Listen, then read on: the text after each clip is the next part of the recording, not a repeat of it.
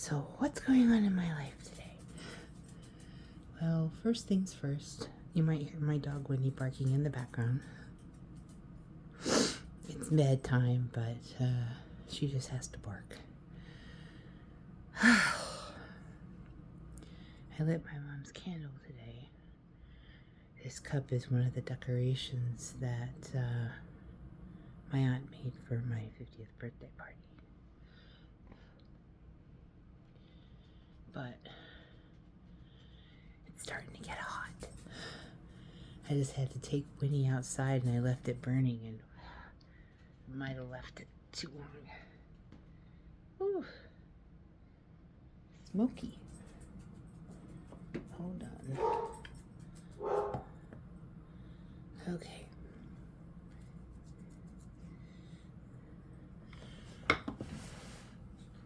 Goodness. Brand new candle. Anyway. So I'm going to start with yesterday's update because I didn't make a video yesterday because I was exhausted. I ended up going to work for part of the day, but before I did, my aunts actually stopped by the funeral home yesterday to ask about Mom, and when she got there, they were actually unloading her. So she came back from the donation center, and can I just tell you that the other day, I think I mentioned this in my last video, I was like, I didn't think they could get anything viable. I was wrong. So my mom is now a hero. Didn't get any organs. We had cornea, abdomen skin, fascia, lata, fibula, humerus, radius, Achilles, femur, leg skin, tibia, back skin. These are things that could literally help people's lives and help save them. And, oh man. Tennessee Donor Services is in Nashville. I wonder if she went all the way there. Wow.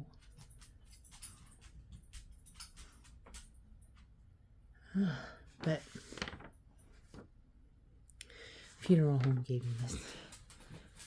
I was shocked at just how many lives she potentially can change. For somebody who was dead set against donating any part of her, and then she changed her mind, I am absolutely stunned, but proud,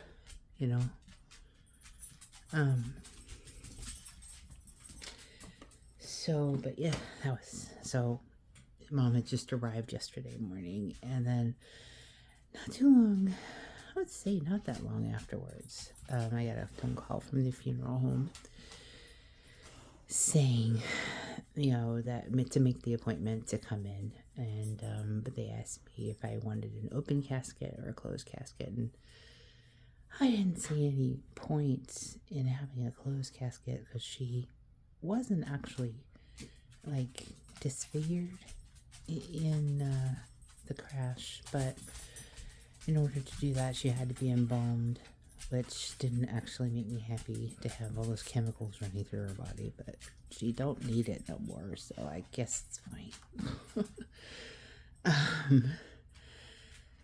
So we made the appointment to go in today to talk to them about setting up her funeral, and that was at 1 o'clock today. So I worked part of the day today, and then I picked up my aunts, and we all met at the funeral home.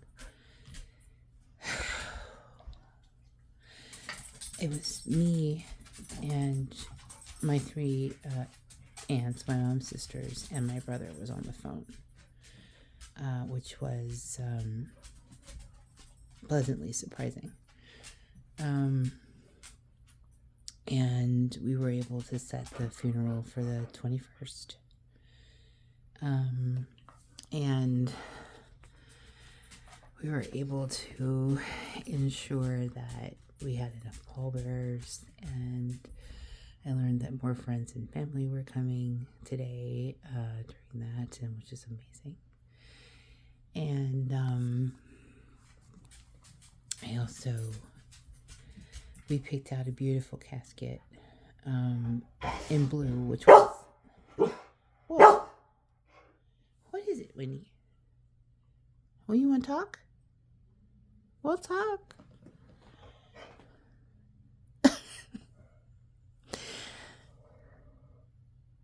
Okay, well, you gotta let me finish, okay? Oh, goodness. I literally just took her out. She wants to go back out. Well, she did try to chase something out there. Dang near killed me.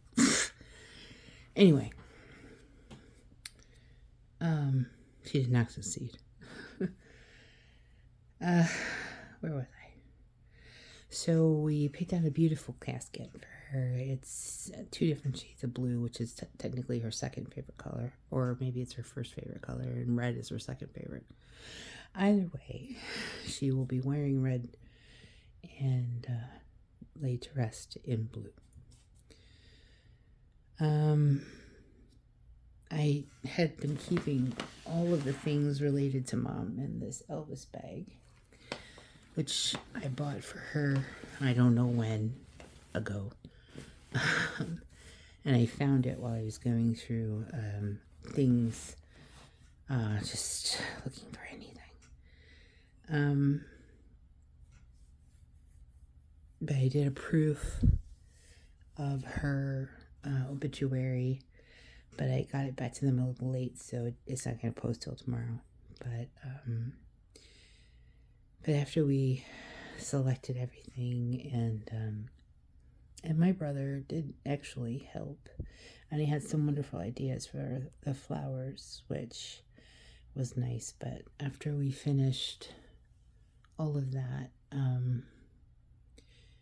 which they were just incredibly kind to us at the funeral home, and it's going to work out that my mom's policy is going to end up paying for everything, including her headstone, which is going to be nice. I was really worried about that. As we sent the music, there was a song that Mom really, really wanted played at her funeral.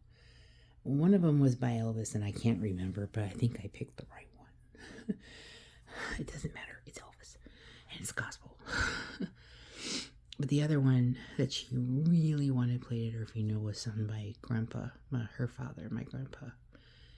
And we were able to get that file, and so I sent it over to the funeral home. And then I also, I think it was my Aunt Connie suggested. No, wait a minute. I think it was Aunt Connie, but I'm not sure now. One of my aunts suggested that we also play the song that we have her singing. And my family had a band, a gospel, old Southern gospel band called the Sundowners, and sadly, I think there's only 2 people left in the band that are still here.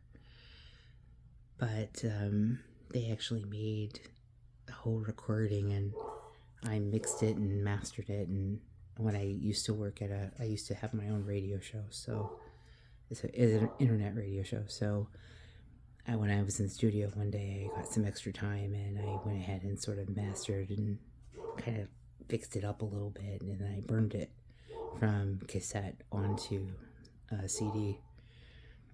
But I didn't realize that, like, the very last song on the album was my mom. So I wish I could remember for certain which aunt it was, but I'm pretty sure it was Aunt Connie. Sorry if I'm wrong.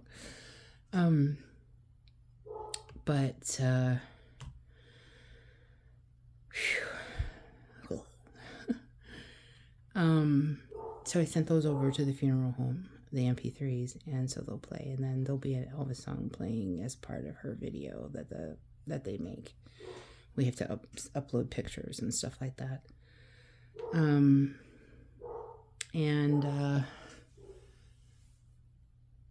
Let's see. So after that, we left and we went over to the graveyard. And this graveyard is pretty much, I'd be hard pressed to find somebody in this whole entire graveyard that I'm not related to in some way. It's kind of like, when I was a kid, we used to go to this church. And so like my aunt and uncle, my grandparents, my great-grandparents, my cousins, my grandparents, like pretty much everybody is buried, on my mom's side anyway, is buried in this cemetery. And we picked a spot next to my grandmother for Mom. Originally because my mom couldn't be buried next to my father in Kentucky, and she really didn't want him to be buried there either, but that wasn't her choice, it was his choice. But she didn't want to go next to him, so originally she's like, just bury me or burn me and then stick me in there with your dad, but don't stick me in there with your dad. But she was wanting to be cremated. And I, quite selfishly said to her, I don't know if I could do that, Mom. And I said, how about, just think about it. And I said, if you decide that that's what you want, I'll support it. But don't make that decision because you can't be buried next to Dad. We can figure something out. So the conversation came up again, and she said, well, I think I want to be buried, but I can't be buried next to Carl, my dad. And I said, look, how about this? How about I take some of his hair and I put it with you? Would that make you feel better? She never said whether or not she agreed, but she changed her insurance policy and kind of increased it. So she didn't tell me, so I didn't find out. That's what she wanted until all of this going through her. Like, oh my God, when did she do this?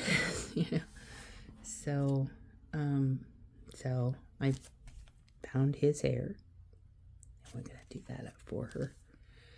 But then also, her wonderful, beautiful nurse, Miss Rachel, at the hospital, helped me get some of Mom's hair. So I separated it into 2 bags, and in case my brother wanted some of my mother's hair. I don't know if he would or not, but just in case. So those will go away somewhere. But so she can go with my dad's hair, and hopefully she will be like, I can't believe you did that.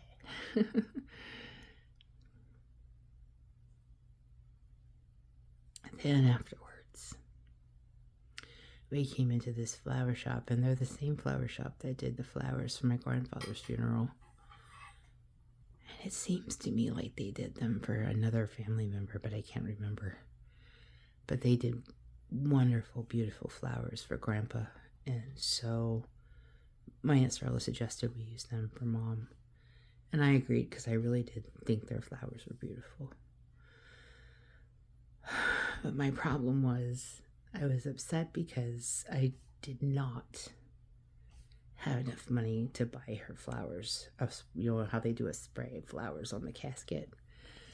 I did not have enough money for that. And so I originally just decided not to have any.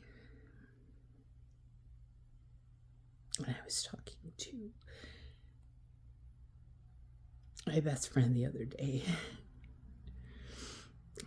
She was asking me, what's going on, and I said, I have several best friends. At least I thought I did. And this one, she's just really been there through this whole thing, and despite everything she's going through personally, and so I really appreciate her so much.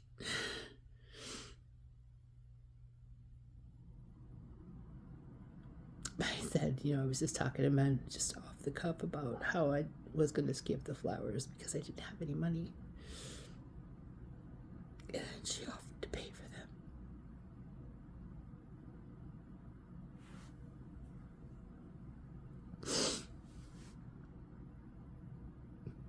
So we went, and I picked out the prettiest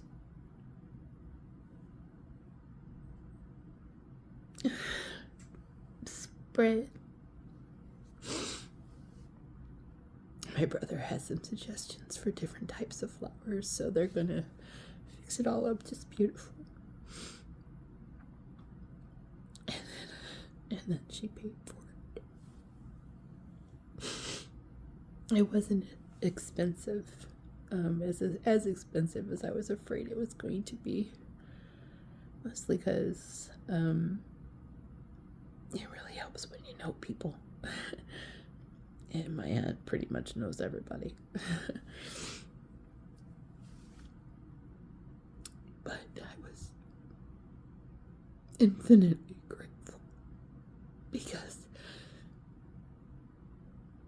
this has not been easy.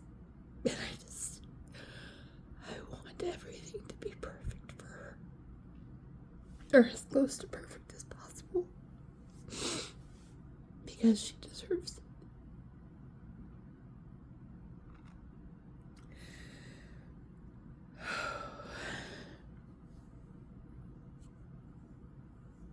So, that was my day today.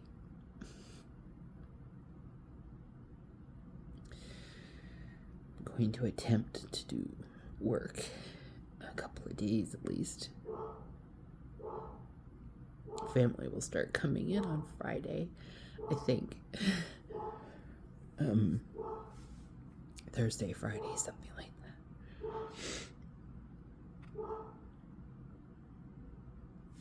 And I will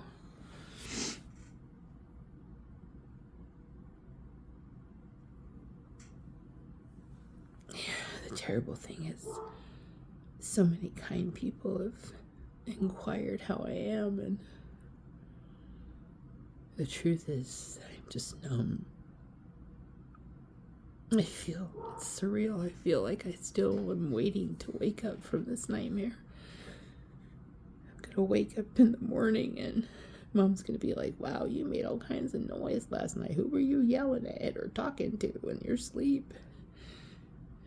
It would have all been a nightmare.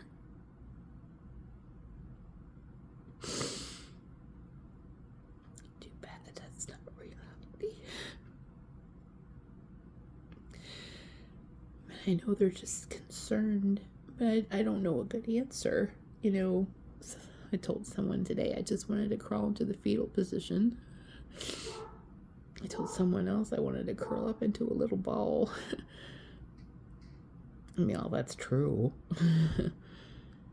But,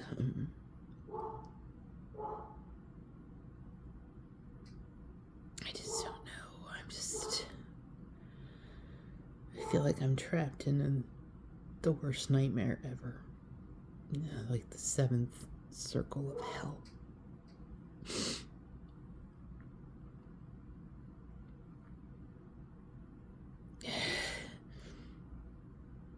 But anyway, so my mom's funeral is planned.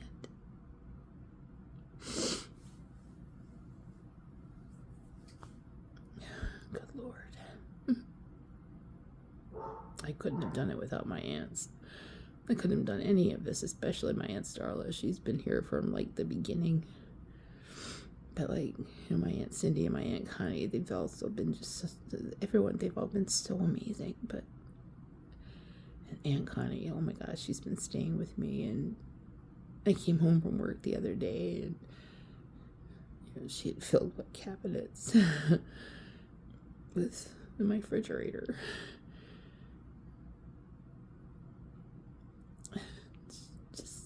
amazing to me is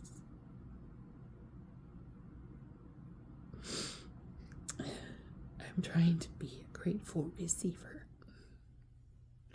It's hard when I'm usually the one giving. But I am grateful.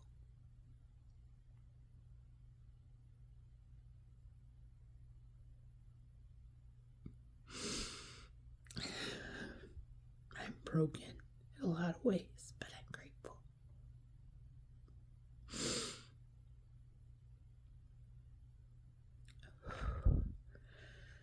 So,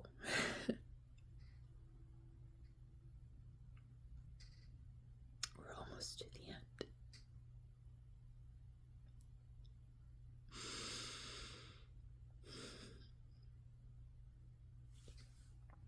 Always wear your seatbelt. Even if you think it's ridiculous, it will save your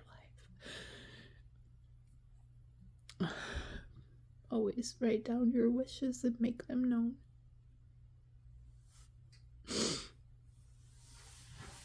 Don't let yourself lay on life support for days on end when there's no hope of recovery.